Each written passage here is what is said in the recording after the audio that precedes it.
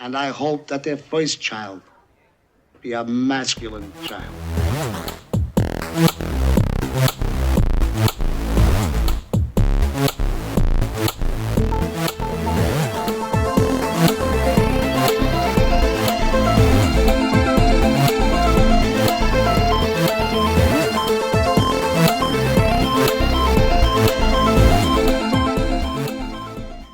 I do not. Damn you, camera! I need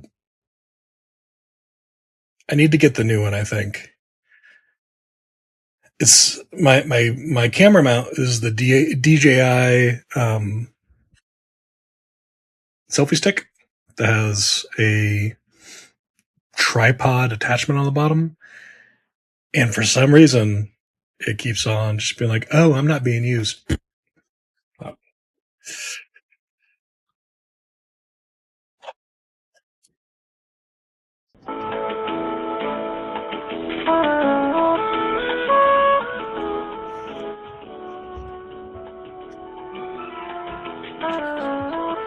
now that it's just me, there's no one to stop me from spreading the Marxist damn you thing.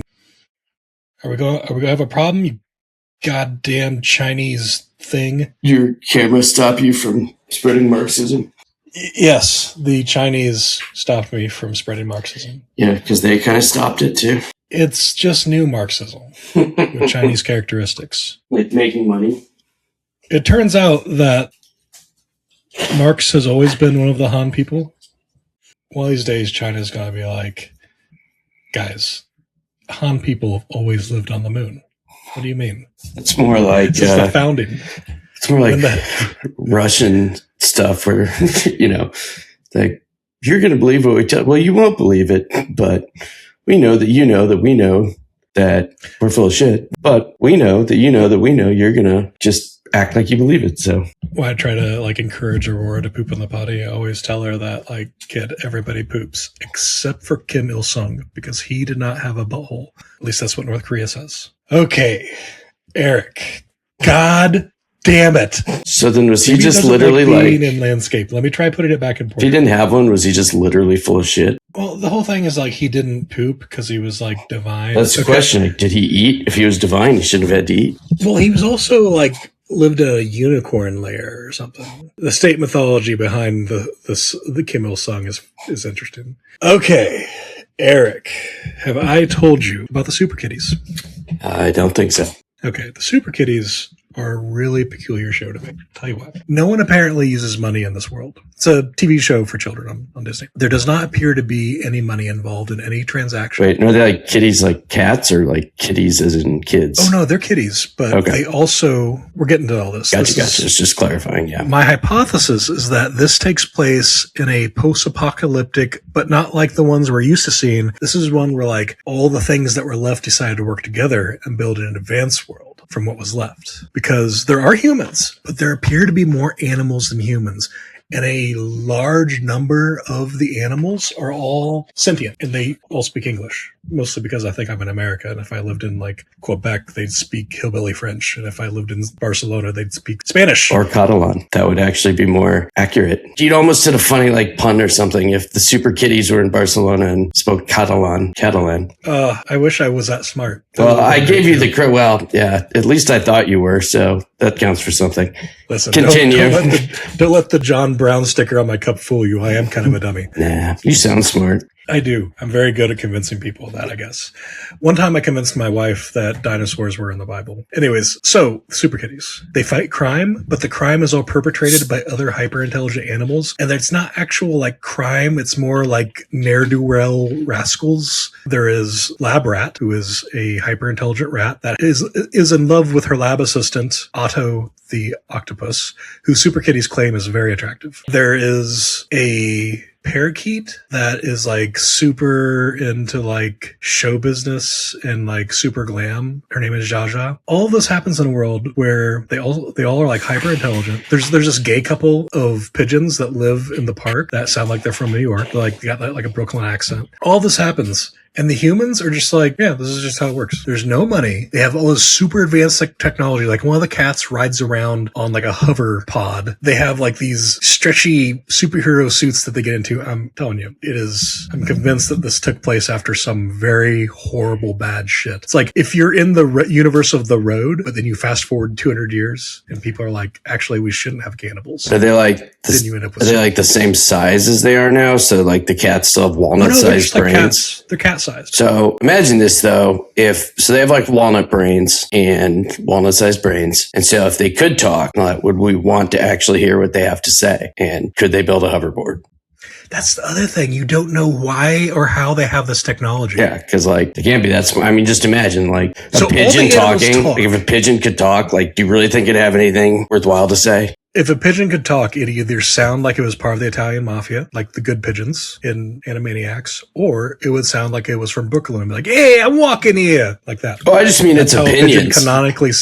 All pigeons canonically sound like that. It's opinions, though, or like, But beliefs, that's the other thing, like maybe beliefs. There was maybe this is the outcome of some hyper advanced weapons program where like we made these combat cats and animals or they have and chips. They killed almost all the humans and the ones that were left. Oh, maybe it's that the humans that are left are like the ones who were like on the inside of the program. They're like, yeah, we murdered all the humans so we could live in peace with the super smart cats. That would never backfire though, potentially. When you have kids and you watch nothing but shows made for 3-year-olds that have just enough of a story to like have a story structure, but you have to be grateful. I understand. Yes.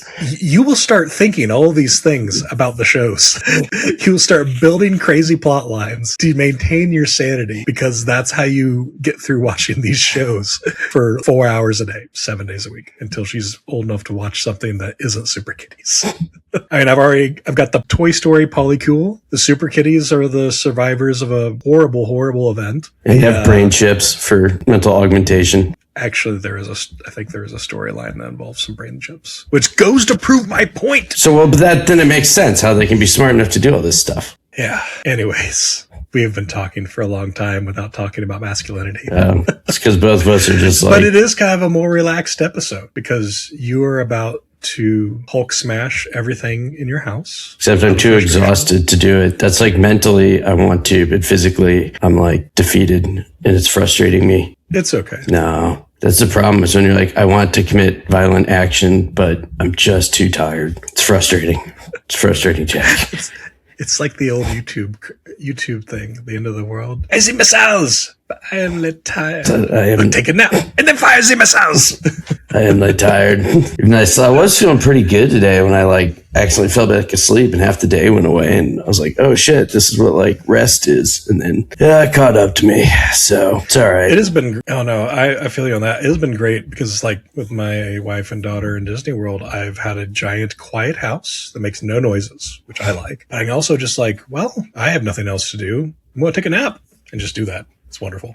I did that so many times this week. It's awesome. So this is the end of our Hexology in 8 parts. Originally, this was going to be a 6-episode introduction to the show where we laid out our thesis. Like you start out with like, why do we want to do this? Okay, so now why do we have that why? What is the question? And then get it explored a little bit. Like what do we find in ourselves that is annoying about our masculinity? What do we find? What we think that other people, like young people have, he's left already, feeble. He just left. I'm here. I just know you'll be talking for a while, so I'm here. We examined what we felt about the perils and difficulties that young men specifically say they are facing, what we thought about those things. We talked about how there are good examples of, before that, we talked about what we do like about masculinity, because it's not like this is all garbage. It's like there are good things about it. And then it was like, well, where do we see those? And we talked about that because one of the other core complaints is that there's no good masculine content. I'm like, well, there is. You just don't want to engage in it.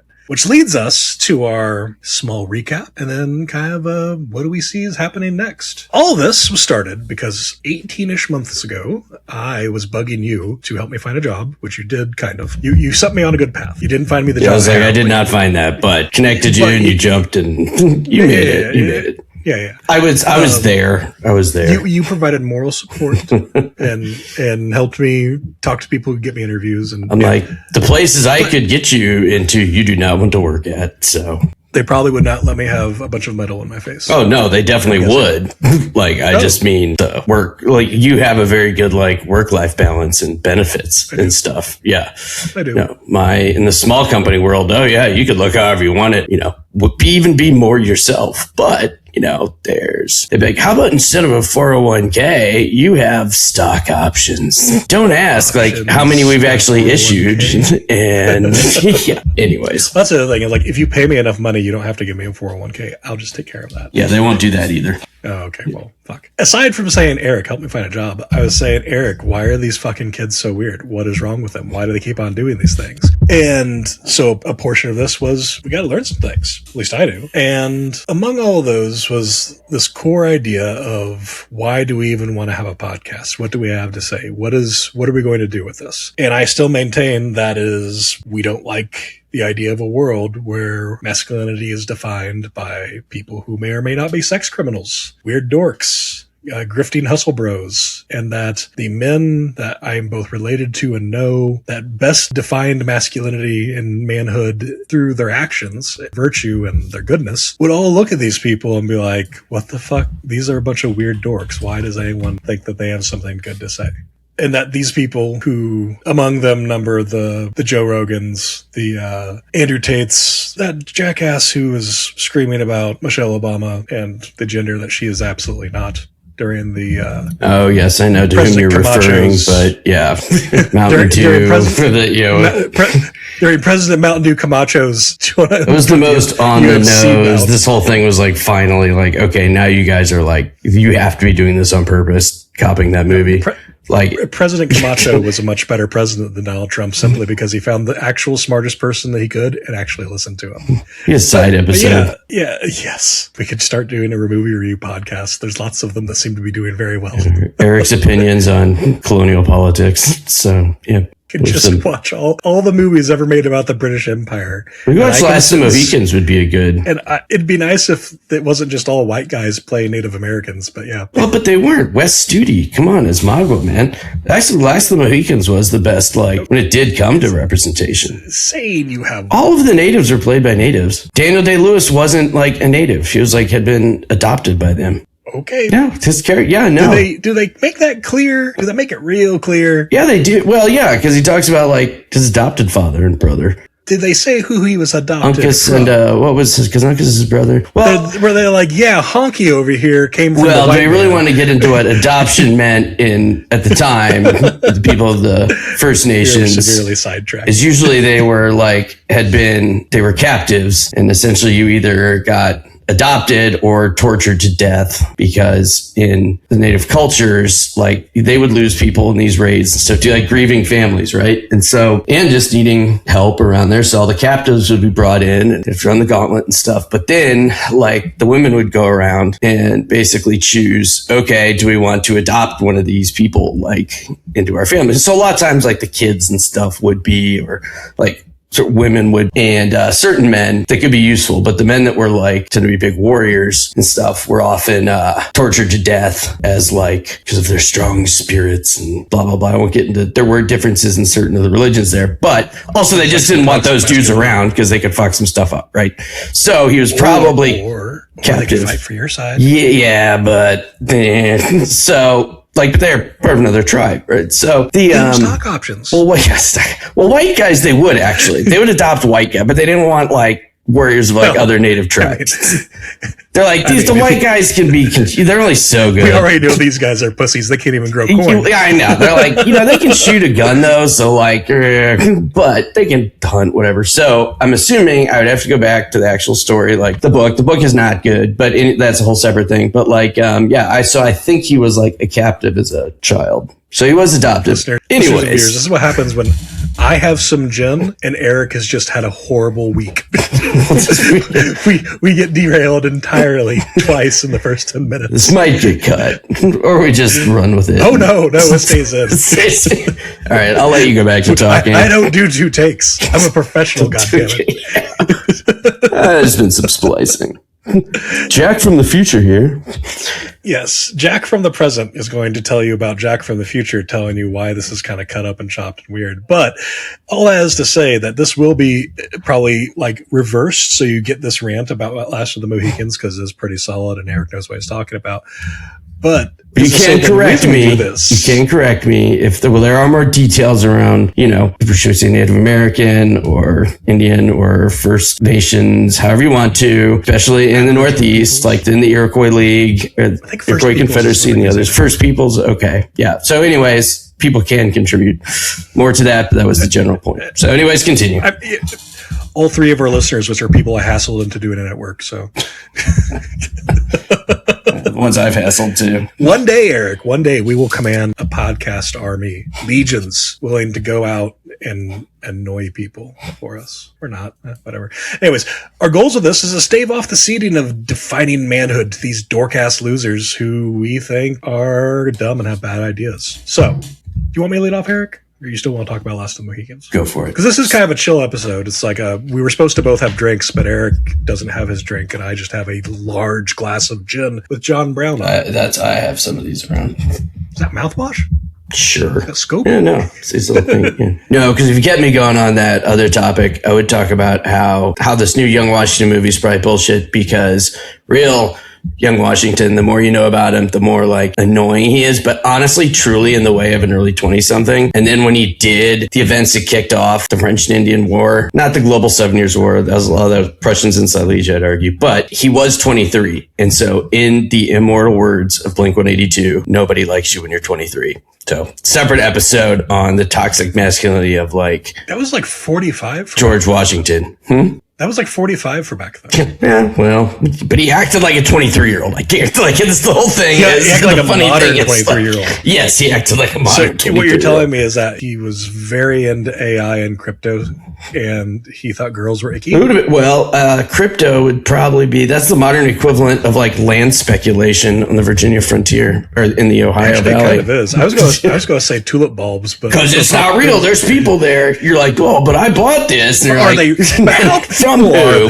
Yeah, exactly. Let's go get that weird chart that the French have that like has the like octoroon or weird words like that that are highly offensive these days. Let's go get that shit and see exactly how people they are. The one thing, the woke, but they're both speculative. All those land claims. The woke British Empire did not have such silliness as the French did. Actually, the French were. You would like the French far more than the British. You were either British or you weren't, and if you weren't, well, yeah, because they didn't intermarry. At least the French would like intermarry and stuff. So that's why they had the classifications. And the British still won't intermarry, and that's how you end up with a fucking Keir Starmer. So it took us off. They do is a crime. Of course, yet again. Yes, but okay, back to what you were saying. That's all right. Because this is a chill episode. This is we're having drinks on Friday, even though it's Saturday, because Friday you were busy episode. Busy trying to destroy your computer. Yes. But, so, do you mind if I lead off? Go ahead and get us into it. Please. You can disrupt us with ranting about so people know that I'm Washington was a douchey guy in his 20s. Alpha bro, like wannabe alpha bro. Yeah. Oh, and if I lean in, I have to hold this because Jack, like... You gotta hold the robot dick right up to your mouth so you can lick the frenulum and make it come. Oh, Jesus. Well, okay. That's how we know Erik's not gay. Told you. So what is next? I think one of the things I've said throughout this is that part of not just developing like your idea of who you are as a man, but like as a person, people need to like do things. That's part of why I dislike generative AI so much, is that it creates such a low barrier to just having a dopamine slot machine in your hands that will give you the outcome of doing something without the joy that comes from putting in the effort to create something. And so what I'm going to do is create a behind the scenes on how we did this, like from my point of view, because for a lot of this stuff, like I didn't do our logo or the YouTube banner, but all the rest of our art, I've just like learned how to do on my own. A lot of the episode editing, starting with episode 4, there's like a noticeable change in how our voices sound and how things look on camera, and things are shaped and sized differently. And we have lower thirds, upper thirds in one case with nameplates and stuff like that. All that came from me learning how to do that. Partially because I didn't want to give a platform money to do it, but also because I wanted to learn how to do it because I needed needed a creative outlet I didn't have. Creative outlet doesn't have to be that. It can be anything. And you don't even have to like be good at it. I just happen to be okay-ish enough at this to not be terrible. I didn't know that going into it. It could have sucked and I wouldn't be doing it as publicly, but I'd still try to be getting better. But I didn't know that going in. It was just something that was like, I want to try it. I want to see if I'm good at it. And it turns out I am. So I want to... But you have to suck first, and that's okay. Oh, yeah. I mean, that's just how it works. There are few natural savants in any field. And one of the things I go to that might be a little bit more manly to go back to is that when I was in the Marines, the first time I went to the rifle range, I was a pizza box. The second time I went to the rifle range, I had the company high score. And then I went to teach other Marines how to shoot. And I never kept track of like how many experts I trained. I had more than I thought I would. No one can just pick up the M16 and be good at it. It takes some effort to learn how to use that thing. And I wanted to be good at it. So I learned how. I'm not the best guy out there with the rifle, but it's kind of like how people describe Obi-Wan Kenobi. It was that like he wasn't the most powerful with the Force, but he was the one most willing to like put in all the extra effort to be the best Jedi he could. That's more of expanded universe than current canon, but whatever. This is the difference between us. Yours are Obi-Wan, and then I go off on like 23-year-old George Washington or the background. Because I study the cool stuff, Eric, not a bunch of lame-ass history. I know, but this is also why you're more connected to the like online world and stuff, so we have topics to talk about. And I'm grounded in the real world, so you're kind of like, hey, there's all this weird shit online. What are the actual people doing? And I'm like, all right, well, Jack. You are good at things that are actually useful and like in a cultured environment, and I am a man of culture, which are not the same thing. I got a lot of use of stuff. Like, all right, you were talking about that. Here's my example of creative stuff. Hang on. I don't know if I've showed. Can I finish it up real quick? Yes. So what I've realized, though, is that because we live in the world we live in, it's so easy to just have that. It's easy to carry a system down. So you don't have a way to learn how to do things. And learning to learn things is a skill. You may not have gotten that in a way that is meaningful or in a way that is applicable to your whatever things you like. Or you may not have gotten it at all. I don't fucking know. I graduated from high school the second year that No Child Left Behind was a thing. So education changed a lot. Like even from the first time I went to college to when I finished, in that decade of time in the interregnum, a lot changed. So I want to like at least have and this is how I learned to do all these things. And this is like how I knew I had to learn. And this is how I figured it out step by step. So yeah, that's going to be the first thing I was going to mention. Eric, show us your little toy tank. Yes. So I made model building. Sherman? My first, yes, but it's a British one of the East Riding Yeomanry. But I had to modify the kit and stuff to make it. Nice. So I had to like buy the like boxes, the radio box stuff on the back because the British tanks had those. Before 40K existed and stuff. Yeah, but I did this fairly recently. I decided like to work on patience and like getting the models. And my first one sucked, and then I got better at them. So this is reinforcing your point. Is that from a model kit or like the thing where like they do the wargaming stuff before tabletop games were like? No, it's a legit. Like 100 years ago. No, it's a Tamiya. Like, so when they're all in the sprues, raw plastic. So there are many layers of like paint and different glosses and decals that have been blended in a way to like, make it so that, that was basically from scratch-ish, just the raw plastic. That's really cool because I don't have the patience to do that. I get very frustrated. Well, that's what I was doing. I get frustrated at the gluing phase. Yeah, well, that's what I was like. Well, the thing is, you use the glue though, it's more, it just melts the plastic together. It's not like regular. If you try to use regular glue, that would be frustrating as I used model glue. Yeah. Okay. Well then, no, but that was the whole thing. I used it like regular glue. Yeah, it's just like light, and then you make sure it like molds it like together. So no, but point is like, I wanted to work on patience. I need to get back to making some of these, but I did a few of them. Got better at it. Same with like learning Unreal Engine for I just need the time to actually finish my authentic World War I artillery simulator. I didn't know what the hell I was doing in that and got pretty decent at it. Just became a time and creative bandwidth thing. But we've talked about that in the past episodes too, is it's like there's a lot of people that just don't realize the creative potential you have because it gets so used up like in work or in things like that. And I find that work is often a creative outlet. Well, why guys dropped it. Yeah, purposeful generation. Yeah, your weird CEO word for like being creative. No, that's what I came up with because people, if you say creative, a lot of times they'll think it's just art, right? Versus like, right, but it is. Yeah. Like, or art in the sense that, sorry, go ahead. Oh, so what is art? It is you trying to convey an emotion to another person through a medium, basically. That's one definition of it. I mean, I think Sure. it can be broader than that, but Well, yeah. So when I am trying to convince like a vice president to do or not do something, and I'm putting together a PowerPoint deck, I am crafting every pixel of that fucking deck to convey you either really want to do this thing or you do not want to do this thing. And everything in there is framed in a way to convey the message I want to convey. That's why I don't let ChatGPT or Copilot or any of that shit do it for me. It's like, because it will make a deck and it will maybe say the things I want to say. But as a regression algorithm, it's always going to reduce to the mean.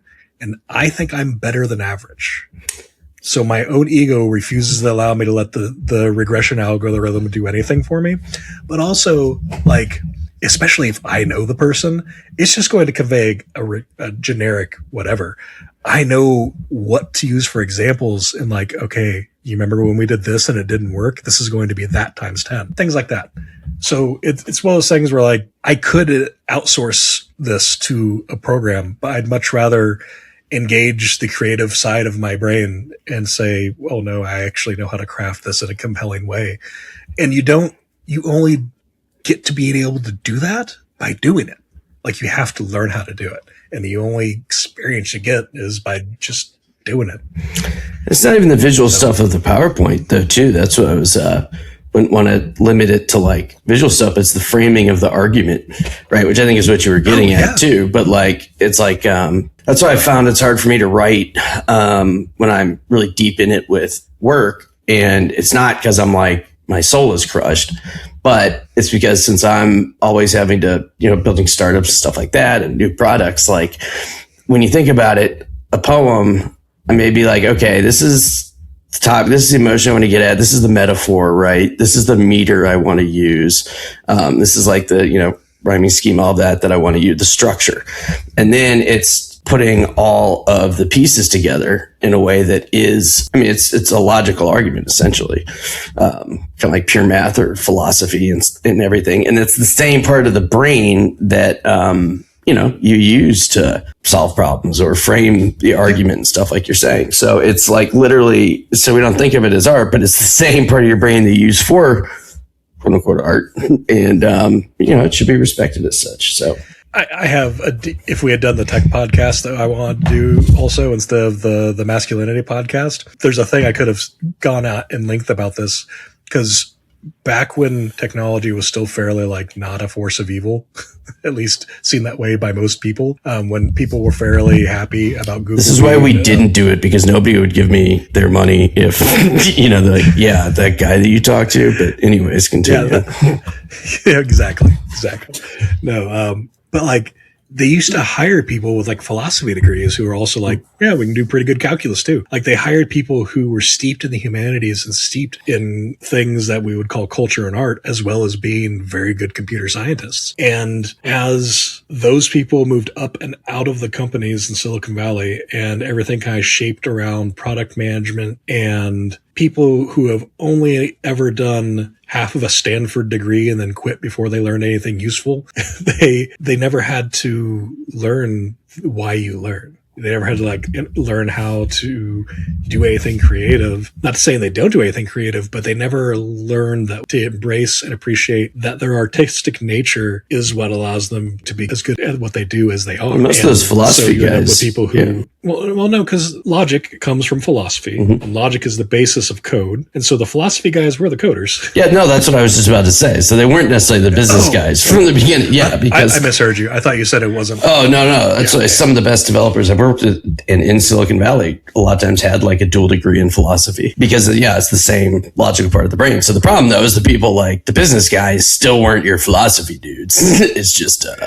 right, and they took over between them and the butt plug shaped humans who don't introspect and think that they are irreplaceable. I mean, engineer-led companies have their own problems, but for another time. But that said, like program managers, shit-talking product managers, like you're like, okay, what kind of pecking order are we existing on here, Jack? Listen, I have been a product manager before.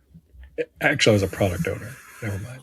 If product managers were like the product managers described in a lot of the books that I read to learn how to teach safe to people, it'd be fine. But instead, product managers are like, we could shitify the hell out of everything. Well, that's because you've only worked at big companies. I'm a chief product officer, okay? But it's when there is no product. It's a little bit different when then you have like one button of a product. A little bit different. See, we could do a business podcast. Erik, you and I have unlimited potential to rant about things. Yeah, let me make some more money first, and then I can give my unfiltered opinions. Why do you think I keep paying the idiot tax? Every 2 days, I drive past that lottery sign on 85 on the way to downtown Atlanta, and I see that number go up, and I do nothing illegal on my phone while I'm driving. Nothing illegal happens while I'm driving, but once I come to a full stop and park, I pull out my phone, and I buy a lottery ticket. Well, that's a whole lot, yeah, but it's easier on your body than my route, so... But anyways. The next thing, I want to talk about how I rebuilt my attention span. I think one of the big problems we have a lot today with young men is that they don't read. I'm not saying that dudes used to read a lot, but when you were being bribed with personal pan pizzas, well, at least try. One of my ex-girlfriends, her dad created the Book It program. He was an exec for them, yeah. I don't have the deep medical knowledge of like how it all works, but I do have enough from just listening to people who do to understand that the way reading affects your psyche and your view of the world and how you process information from what you're reading. So it's not just that you read, but what you read and how you go about reading it. That's all like super important. And you can't do any of that if you don't fucking read at all. And once you start reading again, for me at least, it becomes addictive. Part of the reason I read on an iPad is that it has a little thing that a notification pops up when I've read for 5 minutes because that's my goal every day. And then I just keep going. And finally, eventually, like I have to put this down and go to sleep because I have to wake up in 6 hours and get a toddler out of bed. Yep. No, definitely. But especially like with, if I'm reading Terry Pratchett, like I just can't, I want to know what happens next. But beyond that, I forget the guy's name. He's this British author. He's on Masterclass by BBC. He talks about how, so the Irish, the pre-Roman Irish, they didn't really write anything down because they viewed written language as almost a form of magic. Because the way humans behave in their brain when they're reading, it's a meme on Twitter or Instagram. The cool thing about reading is that you basically hallucinate the story in your head as you're reading it. The Iron Age Irish viewed that as a form of magic. And so like the only things they would write down are like their most sacred ideas and rules and all that stuff. And only like the high priestly orders could actually read it. And so beyond any benefit you have from business or work or any of that, it is a very, I don't know if there's any other animals that like we can teach symbols to animals, but I don't know that any other creatures on earth have the experience that we do from interpreting symbols like we do. And so it's just beyond how it can benefit you in your professional life. It is just a deeply human thing to do. And in a world that continues to be defined by trying to separate humans from the humanity of existing, I find reading to be incredibly enjoyable simply because it is a very, very human thing to do. And your point about the animals, I mean, the thing is that plays into, I forget if you mentioned this in the last one, but that's why I really think creation is the secret to life. And besides the fact that it's at the beginning of every myth or religion or whatever, all the cultures around the world, right, is the fact that creating just to create, that's like the one thing that actually separates us from animals, because they show love, they show care and affection, and they create tools, but they create things, but like tools, you know, like for a purpose. Or birds like dance, but for a purpose. But I really think that creating just to create is like the one thing that if there's a divine spark, be it literally or metaphorically, I think that's it. Yeah. I could be down with that. Because, yeah, huge reader. I agree with everything you say. I will say, too, though, if also for the attention span, if any other like ADHDers out there, for me to relax, I can't just be doing nothing because my brain keeps going. So it's also hard to sleep because I might not be anxious about something. And I don't mean this in a pretentious way. Like, my brain doesn't stop. Like, I'm not saying they're useful thoughts or like smart thoughts. No. It's just thoughts. Like, I need to write down all the dumb shit I've ever texted you. No, well, there's a record. It is written down. The religious pantheon of Sesame Street. Some of those are, I'm like, I've gotten to a point where I just like mute my phone. So like for everybody after a certain point in the evening, and it's like helps. And I feel like obligated to respond. But then in the morning, I'm like, okay, that's it. We got. But no, I mean, it's like you'd be laying there just thinking about something pointless. But if you're reading, relaxes me and helps me kind of like ease more into the sleep zone, soothes the brain, because your brain is like, your mind is active, but it's like focused on something that isn't anything that you're worried about or isn't just it going off on its own. So. Yeah, absolutely. That's part of the neurochemical portion I was talking about. Like there are these side benefits to like helping you sleep, helping you concentrate on other things when you need to concentrate, all this other stuff reading specifically does. And we can link that to a lot of things that are like people no longer possess this skill very much. Well, you don't possess it because no one reads anymore. There's a whole bunch of stuff like that. One of my sisters, her PhD thesis was on literacy. I'm going to talk to her about it and see if her research included any of that kind of stuff. But yeah. Another area I was going to include was gym content that isn't expressly fitness content in the way that like Instagram fitness content is Instagram fitness content. Erik is in much better shape than I am because he chases down 20-year-old men to roll around the grass with them. Only a few months out of the year though, so you're more consistent than me. I go to the gym. I try to go 4 nights a week. Usually I go 3 nights a week. Sometimes I only go 2 nights a week. I only stay for about 30 minutes, mostly because I don't have time to. And if I'm at home and I'm on a call and I find myself getting distracted, I do lift kettlebells. But specifically to address what you and I both see among young men in the gym, which is there's this idea that you have to go and you have to lift to get this physique that is not natural for the human body, impossible to maintain over a long term, and incredibly harmful to get through all the stuff you have to jam into your veins in order to get it in the first place.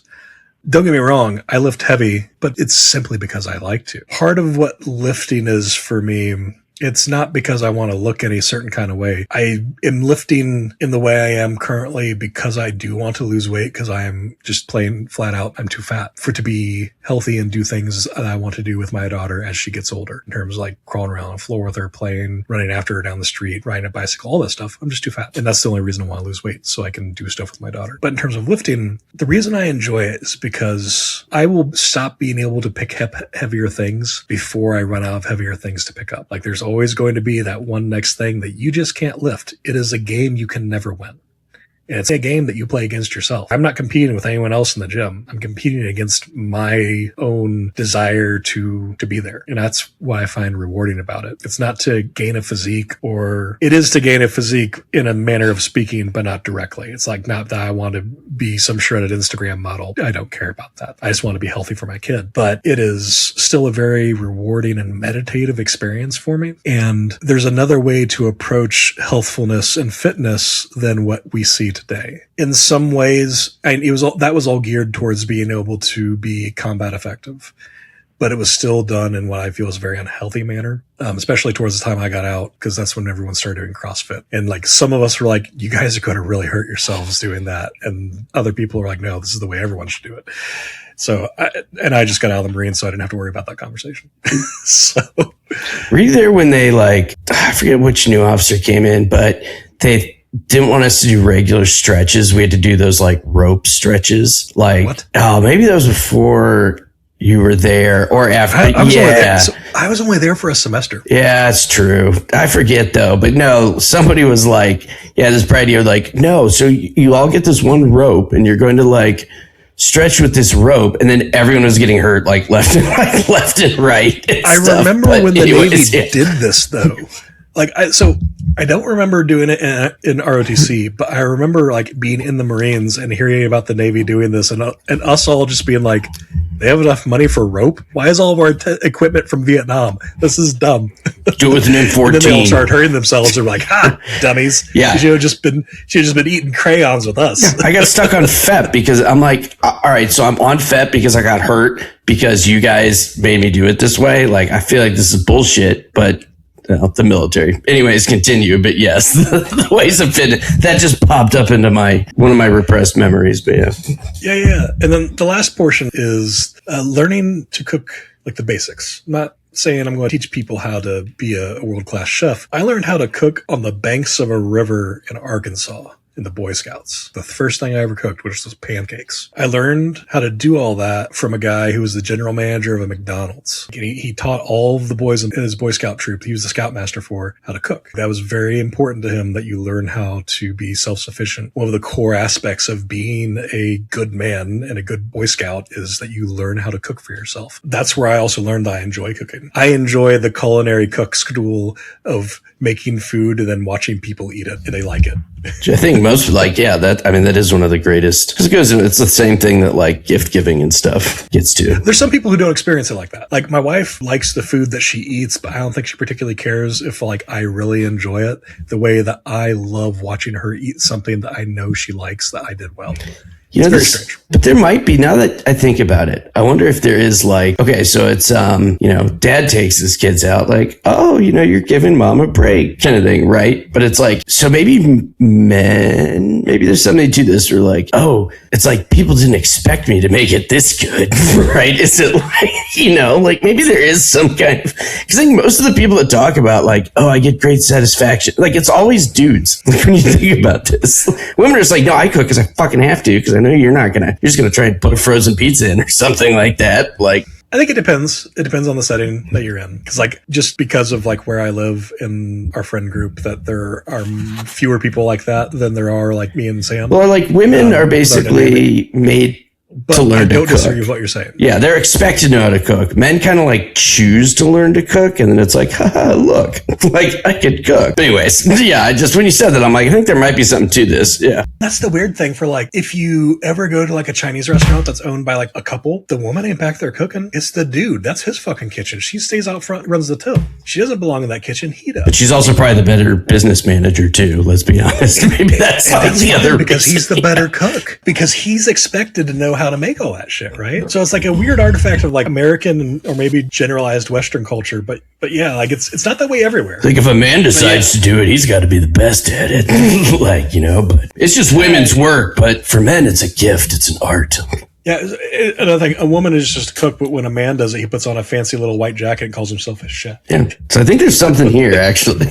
But men being overly congratulatory about doing the basics of life. Well, exactly. And all these men though, like, basing all their stuff off of like, Julia Child's work. And I'm sure even back go back thousands of years. That's the one thing I love about Anthony Bourdain is that in his books, he's totally upfront. It was like, yeah, we all just copied off of what Julia Child said to do. Yeah. Like he's not like if we needed to make potatoes, I didn't learn how to make potatoes some new way. I just did it the way Julia said. Yeah. And most of those dudes like learned, if they started learning young, they learned from their moms, but then they like get knife tattoos and stuff and, start like put a foam on it. And then it's like, it's art. Yeah. But mine has smoke. See? Yeah, I invented the special machine to make it taste like smoke, but used no smoker. I honestly think it's some bullshit. If you're going to have some smoked anything, you have to have a smoker. We should have a man grilling and smoking episode. Man cooking. Yes. I think man cooking is and the way you cook in any way that is you also being a man. Stereotypical man. So that's why I said it in a voice. I had a voice. If I use an easy bake oven that cooks with a 90-watt light bulb, I am in fact man cooking because I am a man and I am cooking. But can you put pellets in it too? Like maybe like you could, but the pellets won't do anything. No, I know. I'm just. I was like, I know what you're saying, but there's a reason why I used a voice, Jack. I know. The second portion of Jack's theory of life. The first thing I had up was politics, and I'm not going to tell you what to think. I'm just going to tell you why I think the things I think. I talk a lot of shit. And you need to understand that properly through understanding what I believe and why. Your cat just agreed. If that somehow doesn't come through on the recording, that cat's a fucking liar. Yeah. That cat is a goddamn liar. She's just here asking for food, and I fed her before. I've never heard her talk this entire time, but as soon as you're like, it's amazing. I'm kind of full of shit, and it's like, cat's like, yes. This cat talks constantly. Her and I have whole ass conversations in the morning when I wake up, like. She meows. I talk to her. She meows back to me a few times. I say other stuff, pretending because I'm kind of crazy. Yeah. But no, when I'm on work calls, she does this where she's like, "He must be talking to me. There's no one else here," and she like just there meows at me. So, I have a very vocal one too, but somehow it's like, anyways, yes, continue. But it's just like, in case this doesn't come through, like this needs to be pointed out because the timing was perfect. Shit too, but she's a liar. She just wants more food. Yeah, the timing was perfect. So continue. She does have great comedic timing. But yeah, so like I talk a lot of shit. But you need to understand what that shit is based in. And it is based in something that I do believe. And there is some theory behind it written by people who are smarter than me. It's not just something that I learned from listening to a podcast or Fox News or the leftist equivalent, which doesn't exist. Jacobin. There is. Do they have a video one now? Does Jacobin? So does Jacobin, the I do not know. magazine? Oh my God. Uncultured American. Continue, leftist. I speak two You need languages. to read. You need to read more theory, Jack. That's what you people tell each other, don't you? You need to read more theory. No, I am not that kind of leftist. I am the kind of leftist that people say that to, and I fart at them. No, Jacobin's in English. They're just pretentious, so that's why they named it. You know. Oh yeah, that's why I haven't read it. Most leftists. Anyways, continue. See, Eric, this is where the circle completes between you and I, because you're a working class person, steel country, whatever you call it. And I am too. I don't buy into all the ivory tower bullshit either. I just do it from the point of we could just kill all the billionaires and we'd still get their money instead of taxing them. To be clear, I say that, but I can't really claim full working class status. I especially like... That's right, because you don't have a job. I'm an Damn entrepreneur. Yeah, so I'm like a gentleman scientist. I'm like, I'm building something, okay? Like, but Dad, I need more money. You and Marx have so much in common. Living off the proceeds of your wife, you doing nothing but like writing lunacy. Men, secret to life. Marry a woman with more money than you. It's great. She's going to hear you one of these times and come in and like hit you with a bat. I'm just going to laugh. And they'd be like, "Hi, Val." She does, trust me, she like doesn't listen to me. So that's the only reason why she doesn't hear this stuff. And I don't even mean that to be offensive. It's just like, she tells me, she's like, and I'm like, oh, we literally had a conversation about this. Like, I told you that we were doing this or whatever. And she's like, well, but you say a lot of things. And like, I can't listen to all of it. I'm like, Eric, I'm going to be honest with you. If I was married to you, I probably would do the same. Yeah, I know. It's a fair argument, but that's not like, trust me. If I was married to me, I would tune out about 2/3 of all the shit that came out of my mouth. Yeah. So that's not even one of those like kind of boomer jokes. Oh, wife. I'm like, no, that's just like straight up honesty. Like, I know I'm full of shit. I know it. The cat knows it. Eric knows it. Yeah. So no, I like my ivory tower. Okay, but continue. But no. Aside from Eric's layabout lifestyle, I'm somehow like, I'll say about it. I just do tons of, but the thing is like, I'm like, where I do tons and tons of work and but for like no money. So I like have like yet. So you and I'm not every lazy. Artist, I wish I like. You and every art school. You should have just gone to art school. You could have done the same thing. Should have. Well, I wanted to study history and be an academic. And my dad, who isn't academic, but in finance, said, read a fucking history book. You're studying finance because I'm like paying your bills there. And I'm like, okay, that is a fair argument, sir. Meanwhile, our mutual friend who was a history major has a wonderful career in the Navy. When they still let you be a history major in the Navy, like I think that's changed. That's not a thing anymore. Oh, they've gone even harder on the STEM like requirements now. STEM degree. Yeah, so like I talk a lot of shit, but what do I actually believe? Like we could talk about political anarchism, what the left is in my words, because it's certainly not the words of people who want to complain about purity and theory and all that shit, because the left of the working person and the left of the academic align in their desired outcomes, but the academic is more likely to push that working person out of their political sphere because they don't feel like they're fancy enough. And that's why I say they complain to me about theory and I fart at them.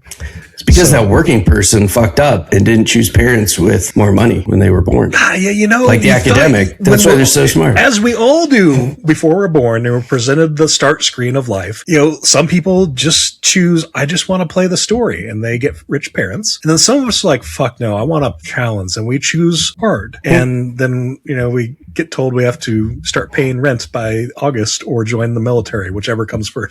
Where others get to get PhDs and, you know, never even have to chase a tenure track. But yeah, you fucked up. So did I, I guess, to a degree. But anyways, no, I didn't. I love you, Mom and Dad. And yes, thank you for everything. I didn't fuck. Your parents did a little bit more than mine did for me. Yeah. No, yeah. That's not me complaining. That's just like an observation of reality. Yeah.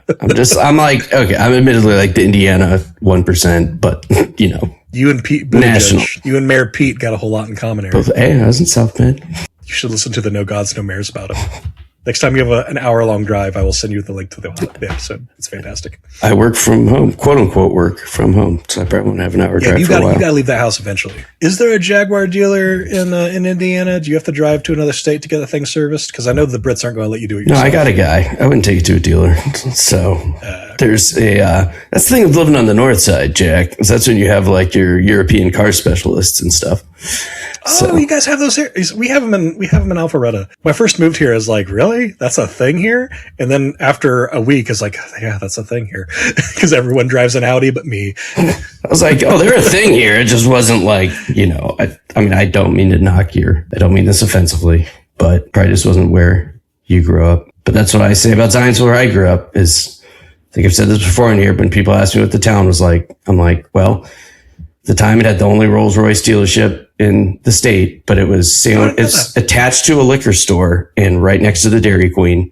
So it is literally attached to the liquor store. If you go to Zionsville, yeah, no, I know. It's the most Indiana thing I've ever heard. So that's when I say, we got a Rolls Royce dealer, but it's connected to the liquor store, and there's a Dairy Queen across the street. Yeah, no. So that's why I'm like, yeah, Steel Country Democrat. Just part of me that's in my blood too. So I'm like, I'm grounded enough. That's the thing. So I remain grounded. And you could say anything you want to about Henry County. It will never be as bad as the things that I've said about Henry County. Fair.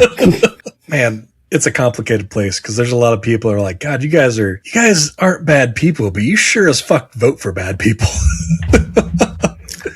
And you say you believe some bad things, but I grew up with all of you, and you didn't live your life believing those bad things through your actions. Well, it goes back to the left's disconnect. I mean, that's the thing, though, right? Like the people, the ivory tower and the actual working class, and the disconnect there. And why people don't think policy. The problem is, go ahead. No, go ahead. You're saying something way more. Oh, no. It wasn't. I was just saying it's just about fears and emotions and, well, as they would say now, vibes. If you ain't got the right vibes, nobody's going to listen to you. Yeah, but you see, the poor people don't have a bunch of billionaire money to give the Democrats to do nothing but be controlled opposition and abandon all of their actual working class base. But first, they have to just stop being against liberals and stuff, right? So that's why I said you got to get to the root of it first. And why do people feel disenfranchised or not part of something besides policies? Breaching them as human beings comes before any kind of policy. You can't enact. Yeah. I mean, you can do everything that would be in there, and I know this is one of those things you get said as being condescending, and this plays right into my third point under this. Go for it. My political journey, starting as a conservative George W. Bush loving young man into being someone who's like, I'm pretty sure that having the idea of states in general is a bad idea. We should model the entire earth, all political parties, everything should be modeled on the anarchists during the Spanish Civil War, or the moon from the dispossessed. Somewhere in the middle of those is a good society. I know the first, I don't know the second. The Dispossessed is a wonderful book written by Ursula K. Le Guin that you should read sometime. It is a product of its time, meaning that the prose is kind of clunky because it was written in the 60s. Like all of her contemporaries, she was writing about ideas, not necessarily writing people who weren't very wooden. She writes better, more real-feeling people than Frank Herbert does. So if you can read Dune, you can read The Dispossessed. But it sounds pretentious by being like, that's not that high of a bar, but continue. Some people have trouble reading Dune because these characters are made out of oak. And you were not wrong. But he's not writing a character. He's writing a concept, and he's presenting it through people who are very, very not well-developed characters. That's why it was said to be such a hard thing to put on the screen, because the story itself is not about the people. The people are just the thing that present the story of the nature of power and religion and human nature and how it plays into that. And by the time you get to Chapter House, and he actually has to spell it out, that power does not corrupt, it just attracts corruptible people. I think by that time he finally realized that God damn it, people are dumb and they're not getting what I'm trying to say. But yeah, I didn't start off this way. I was raised in a very conservative environment. I was a very conservative person. I didn't, up until 2010, I did not support gay marriage. I thought the civil unions were fine, but I thought the marriage being a concept rooted in religion, which was what I was taught, which isn't true. But at the time, to my logic was, this is a religious thing, and the religion should be able to create the rules, and the state adopting it should follow the guidance given by the people who created it. All that was bass backwards, but it was built on a logical foundation that I did not know was untrue at the time. And one of my friends that I grew up with that was gay, it was like, I've seen how you are with your wife and how you were just like enthralled with her. And if I feel that way towards a man and want to spend my life with him, why shouldn't I be able to get married to him? It was simply that no one had ever said that to me before.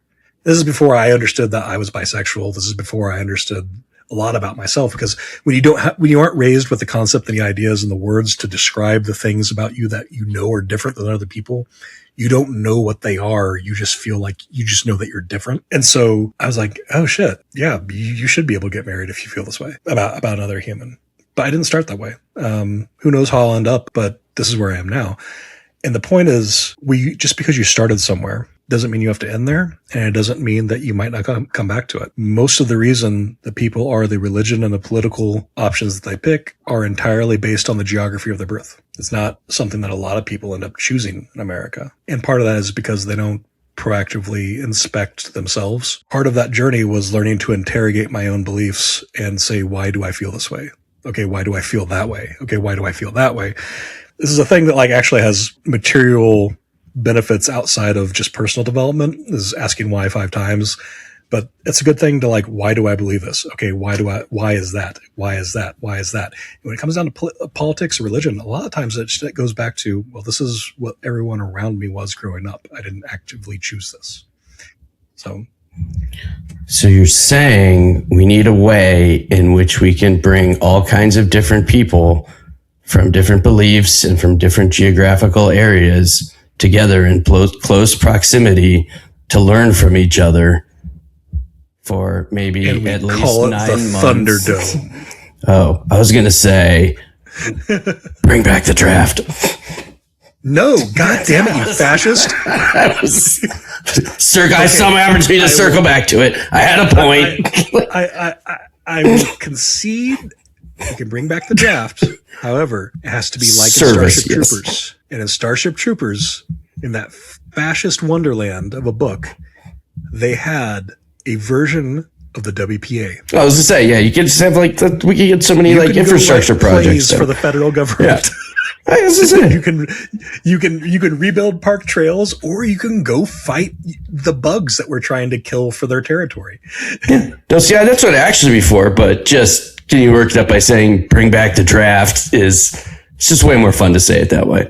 It is. I know. Because I know that there's like a kernel of truth. So that's actually to make the world woke. Eric, God, you know what? Bringing back the draft. I will tell you, there is no situation where I was being shot at that will have been made better by the guy next to me not wanting to have been there, because we all volunteered. Yeah, we were but all how many people became leftists because they got shot at? A good amount. Fewer than you would believe. But more than went in, right? I don't know, man. I feel like people go Pat, like one of two ways. Pat and George Orwell are the 3 that I know of. I know. Well, I definitely know a lot of guys that came out after the like Marines and stuff. But no, I feel like there's still a lot of like leftist combat veterans that I served with didn't come out being very left wing, but I'm sure that this is a thing that happens. But there is something that like when you spend a portion of your life being the boot stomping on the face of humanity, you learn one of 2 things. You either really enjoy being the boot, or you really think the boot should not exist. Everyone decides one way or the other. A lot of the labor movements and stuff have always come out of like veterans and stuff. So a lot of them did. Mm-hmm. Then the second portion of Jack's theory of life. Jack's like moving on from this.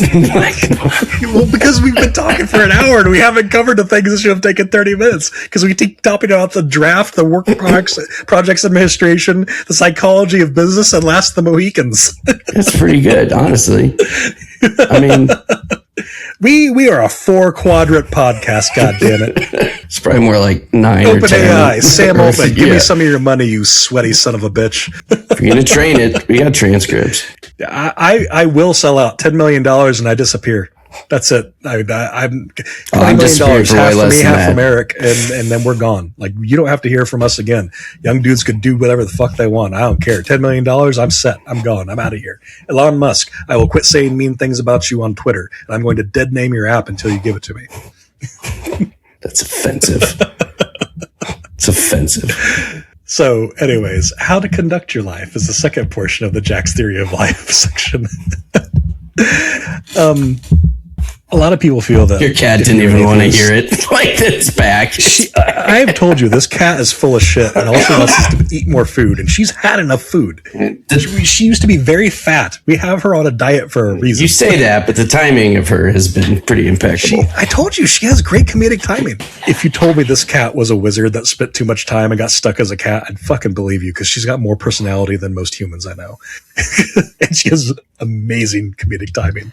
This isn't like a me and you on this podcast thing. This is a for the 12 years that she's been alive thing. Always. Was the cat on Sabrina? Oh yeah, like, talked about. You assume that she's, well, but her like soul could be a warlock from hundreds of years ago. I'm out of gin and powdered THC, so I've got to move to water.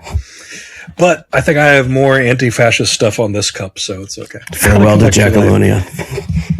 Yeah, right? That's God. I might get that tattooed on me. Now that's the one I will encourage, just because. But I want you to be like, credit me. Like, where'd you get this idea? Like, my buddy who's a shiftless slap bum happy right now because like shooting blood on my orifices. My capitalist friend gave me an idea. If you are someone who doesn't believe the things that me and Eric do about the world, and you've managed to make it to episode 6, which is actually episode 8, Hexology in 8 parts of this podcast, I don't know what the fuck you're doing. I'm happy you made it this far, because I assumed you would have rage quit after the first episode. But if someone who doesn't believe the same things I do about life, the universe, and everything were to hear like, oh, Jack's an atheist, Jack's a leftist, Jack's this, that, or the other, they might have some ideas about how like, oh, well, atheists don't believe in anything. How do you have a moral foundation or an ethical foundation for what you think without Christianity or Judaism or Islam or any other religious moral framework? Because religion and philosophy are closely intertwined in the West and in Christianity. They aren't necessarily the same thing. And I begged, borrowed, and stole a lot of the things I believe about the world from a lot of different places, including Christianity. But the biggest thing is from Neil deGrasse Tyson. When someone said how he orders his life or how does he find meaning in the world, and he said that if you build your life around seeking to end the suffering where you can and seeking to learn new things at every chance you can, that you'll be amazed with how far you can go and how much good you can do by those two alone. I have other places, but that's like kind of like the core thesis of my philosophy of existing is seek to end suffering and learn new things. I need a little bit more to get through the day most of the time. And so the Marine Corps leadership traits are very good for that. I wrote a piece on our Substack about it, tried translating them into real world, both personal and professional versions of how to interpret those things. But then also a lot of what I believe, and I didn't know this until after the fact, it just aligns with cynicism, stoicism, and absurdism. Like as far as like philosophical schools, if you want to like get into like the actual defined terms, which I don't, because once you start talking to these people, they're like, oh, well, you don't do this, so you're not that thing. I was like, I don't have to be just your thing. Pluralism is a thing, you fucking dork. But like a lot of stuff that I believe about like the way the world works or how I see the world making sense it doesn't come from those places, but people who wrote about those things and established them and built them and grew them, it aligns closely with that. I didn't know that till after the fact.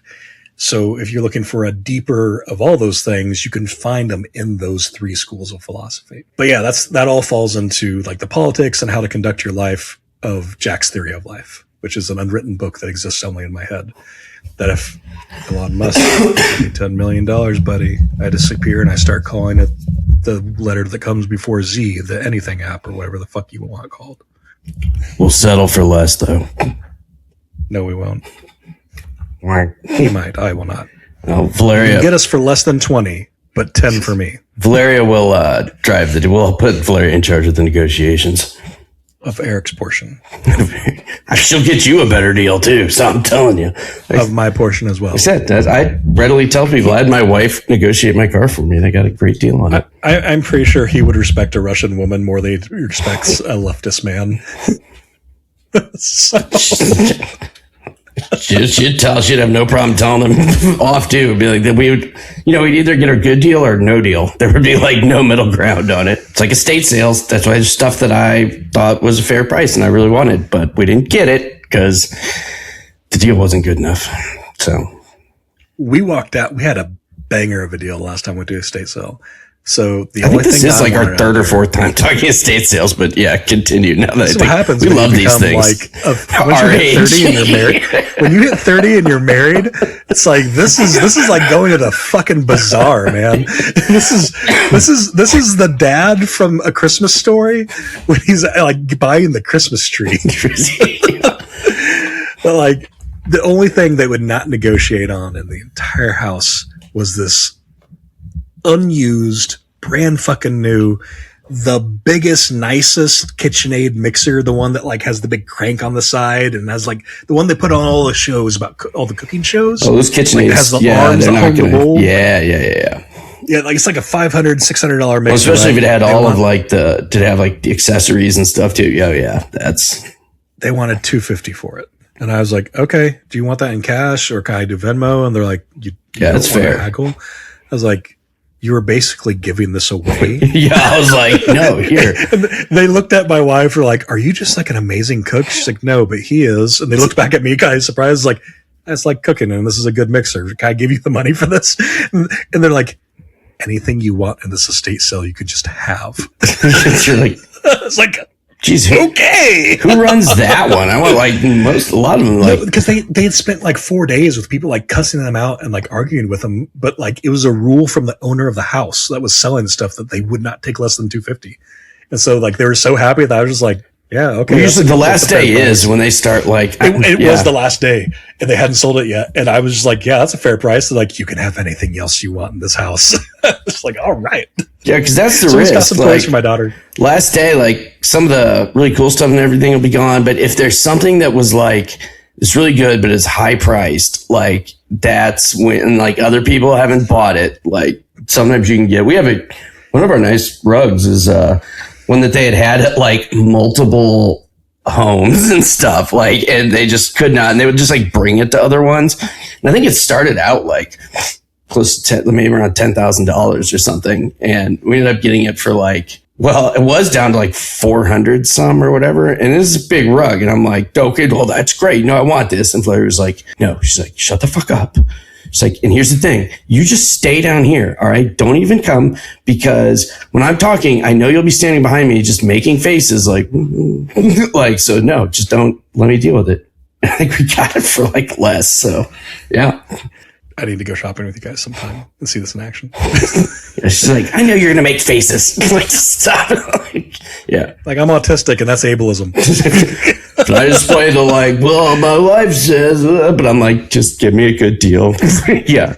You and I have worked from opposite ends of the corporate world and in various size companies. And I think that you and I have a lot of good career advice that we can give to people that they aren't going to pick up anywhere else. And so I think that'd be good to do some episodes on career advice and guidance, because you and I have no vested interest in seeing these people fail or succeed, but we have things that worked for us. We have things that we saw fail for other people and fail for us. And it'd probably be useful to hear that from an unbiased party. And then lastly, the topic bomb, which is probably where we're actually the next thing we're going to do, which doesn't involve you, Erik, because you need a break. Oh, thank you. You have other things that you need to take care of besides me hassling you to do podcast homework, which is where I interview. It's like, if I don't even care about my health, Jack, that's what if I just think Erik's so committed to this, he's willing to die on camera. Yeah. I'm like, but here's the thing. If your diastolic numbers aren't consistently in the triple digits, are you really trying in life? Are you? It's not a high score, Erik. I'll stroke out first, but I've made a point, okay? We're going to be sitting here talking, and Erik's going to be like, God damn it, why is toast burning? Yeah. Valeria, why are you making toast? Yeah, but you know what? It's the principle of the matter. Why is there blood coming out my ass, and why am I feel like, why do I smell toast? Erik needs a break to focus on things that are more important. So the next episodes. Oh, they're not necessarily more important. They're just, I guess, more press. Well, I have to They're do more them. important for you, whether or not you want. Whether I want to do them or not. Yeah. As the executive producer and creator of this podcast, I have said they are more important, and since I am God here. Well, I will be, but we are probably going to have some episodes of like, all right, let's just have some drinks and bullshit, and then we can dive deeper into like colonial America, and land speculation was the crypto of the 18th century. And honestly, that's part of why we've been here for an hour and a half talking about 30 minutes worth of content. Probably less than that. Because we did kind of do that. Yeah. That was my bad. But yeah, so there'll be a lot of interviews with people I know and on various subjects related to masculinity, community, and men's mental health.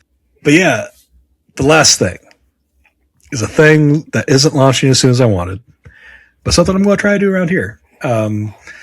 Because I like I said, I talk a lot of shit. I talk about how you need to go out and do stuff in the world and meet other people, but I'm very much a hermit.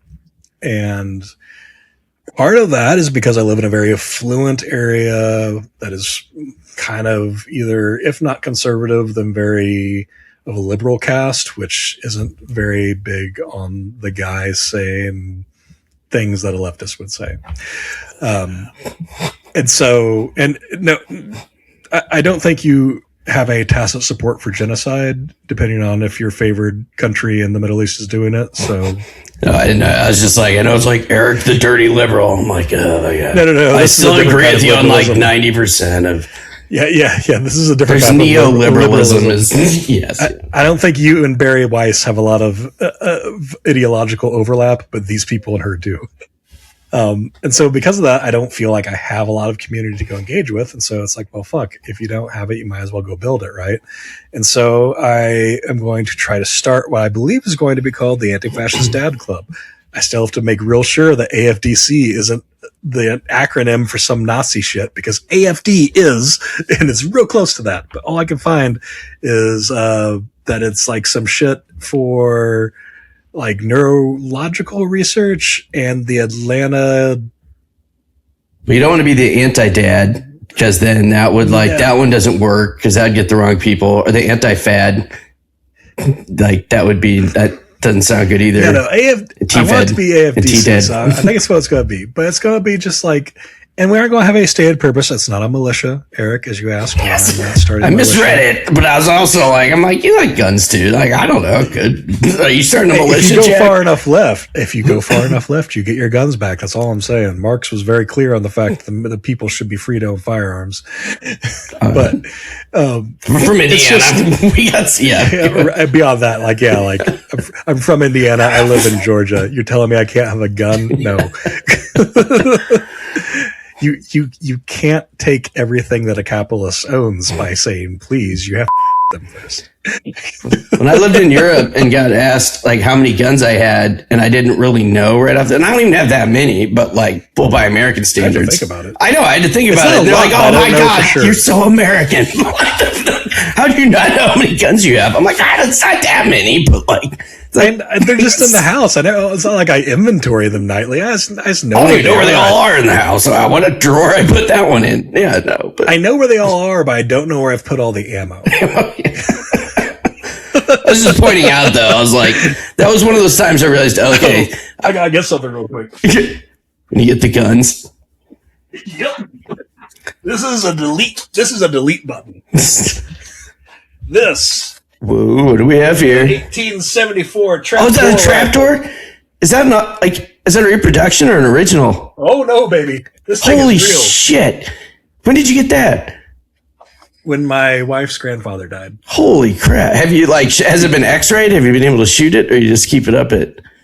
One of the things, if I come home for 4th of July this year, is I want to go out to my wife's uncle's place, and me and him sit down for a day and figure out how much powder load to put it with modern smokeless, so I can actually shoot it.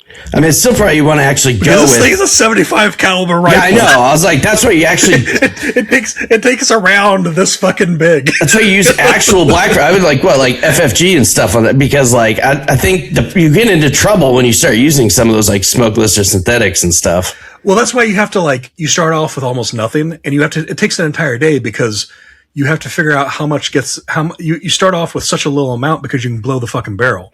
And I know. Yeah, that's what like. And so you go and go and go until you get, because there are conversion tables, but you don't really want to trust those. So you do spend a good portion of the day with a ramrod beating a rifle. I've done muzzle. A 75 that's a black powder shooting barrel. But yeah, it's like I saw people. Holy shit! This is my delete.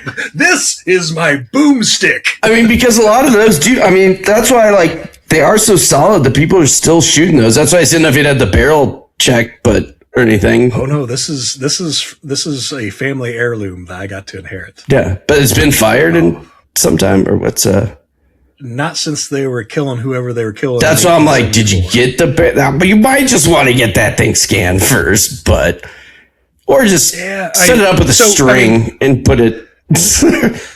I'll let your dad shoot it.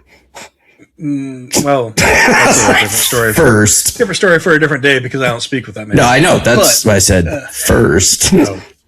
I wouldn't give him the pleasure of thinking he might have a good time. But no, yeah, this is if we end up going home for the summer, this is the thing I'm going to figure out if it actually works or not. I didn't have it like scanned or whatever you're talking about, but I did take it to a gunsmith and he was looking at it and he was like, son of a bitch, this is one from like actually 1874. It's like, yeah. It's like, do you know how much that thing's worth? It's like a lot. No. He looked all over it and he couldn't find the maker's mark. He's like, I can't find the maker's mark because it's been rubbed smooth off of it because it's killed too many Native Americans. Yes. But other than that, like this is like a legit. It reminds me of the long rifle they use in The Mandalorian, when he's like just deleting Jawas from existence. Like that's what this fucking rifle is. Like if I were to hit you with a round, because this thing has like a 2,000 meter range, like. Yeah, no, those are not. If I were to hit you with a 75 caliber round, you just would not exist anymore. I suspected as it's more was coming up. I was like, "Is this what I fucking think it is?" Yeah. I was actually just watching. Who's the was it kind of the leftist-ish kind of in range TV on YouTube? Yeah. Yeah. So was it one of his videos with the trapdoor? Because I've been like really wanting. I really want like a fusil de chasse, like 62 caliber smoothbore, they'll like French muskets and but the thing is I need some of my property first so I can like, that whole thing. But so I'm saying like, if we come home for the 4th, I'll let you know, if we go out to my wife's uncle's house and I'll see if he minds if you come out. It's going to be kind of a boring day because we're going to be very slowly figuring out how much to. No, but this is the fun. This is problem. This is art. It's problem solving. This is poetry in black powder. But I would stick to actual black powder as my only. I want to shoot smokeless out of this thing so I can use modern stuff with it. Because Eric from the future here, Jack will no longer be on this show after. If you look at if you like use the way the sight's put together, like this has this crazy ass fucking sight. Like you end up basically turning it into this indirect fire rifle. Yeah, it is, right? Because that's how you line it up. Yeah. Not far enough for Custer. I can shoot like a mile and a half away with this far. Yeah, like that's what's the crazy thing is like guys who were good with this thing could nail stuff like a mile away with it. And it's like I'm a good marksman. The farthest I ever had to shoot with iron sights 500 yards. And you're telling me these guys are doing 1,000, 2,000 yards with this thing? That's insane to me. Like, that's a level of skill that I can't comprehend. Well, those are cool, though, until the Sioux or Apache or Comanche ride up with Winchesters, and you're like, okay, stuff just got a little, more difficult. Well, weapons are just rifles, firearms are tools, and the right tool in the right place. I'm not going to sit there and try and hammer a nail with a screwdriver. But I'm going to do it with a 70 caliber. Yeah.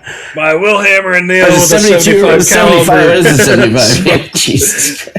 Black powder rifle. Do you have a cartridge maker though too? Do you have a brass cartridge? Why don't you figure out the powder load in that? I don't, but my wife's uncle does. Yeah, that's why we're going to his house. Because at least that model of trapdoor does do the brass cartridges, right? Because before it was still Yeah, it's got the cartridge goes in there. Yeah. But some of them are still paper, originally, some of those earlier Springfield breech loaders. So this is the firing pin right here that the hammer falls down on and all that. So I'm going to hang it up back here on my wall, along with my AR-15 or with my AR-15 sometime. I just haven't gotten mounted yet. That's pretty sick. But yeah, I guarantee you that Andrew Tate cannot pull a 75 caliber rifle off of the sofa behind his gaming computer. I say, besides, we've he may have a machete escalated. in every house. Yeah, we've but he does not have a escalated delete button in every house. from our hand chainsaws. Yeah. Or pocket chainsaws. It's actually back there right next to where this thing was. I was like, shit, that's why I got to get my, like, yeah. You went out here, no. And I'm a pretty peaceful guy. I just have the ability to chop you up and delete you from existence, laying casually around my space at home. You notice that as soon as I pull a gun out, my Henry County accent comes back. It's kind of funny. Like when Indiana activates on here. Like suddenly the Hoosier comes back real fucking hard, right? Yeah. Guns. But no. So, anyways, what I'm saying about the Anti-Fascist Dad Club before we got off somehow onto my delete buttons. An open meeting, not even really a meet, just to hang out, kind of like what we're doing now, with people who meet two very distinct criteria. You fulfill the role of being a dad to somebody, and you are opposed to fascism. And as long as you meet that, that's really it. And it's really just supposed to be it's a mutual aid organization through the idea that a form of mutual aid is also having a community and a social place to be with like-minded people, and through the familial role that you fulfill in your household. So more on that later. I will talk about it when it's more developed at length. But like the person who made our logos, the wonderful Meg Ryan Flanagan, is busy doing other things right now, getting her house put together. So she is not able to do some of the work I need to continue on that. But she did do our logo, and she is awesome. I need to properly credit her in the little thing at the end of all these episodes, telling you that you should not do anything as saying the disclaimers that hopefully keep us from getting sued if any of you do something remarkably stupid based on what we've said here. But Eric, that rounds it out for everything I had wanted to say. Yeah. Did you have anything to add to any of that? That's all. I think we covered it. Yeah. You need to go to bed. In the wall. I think. All right, man. It was great. Thank you for being able to meet. It will be fun to have you back when you're able to. But until then, take care of yourself. Love you, brother. I'll be around if I have any fans. Love you too, brother. Yeah. I'll see you. Bye. Bye. Thank you for listening to Annoyed Masculinity. This has been an Annoyed Media production. Thoughts and ideas expressed during this episode should not be considered legal, medical, or financial advice. We are not therapists. We are just two guys bullshitting on the internet. Our opinions do not reflect the official positions or ideas of our employers or business partners. You can find more of our work on Substack, Instagram, and Blue Sky under @AnnoyedMasculinity. We hope you enjoyed the show, and remember to be awesome to one another.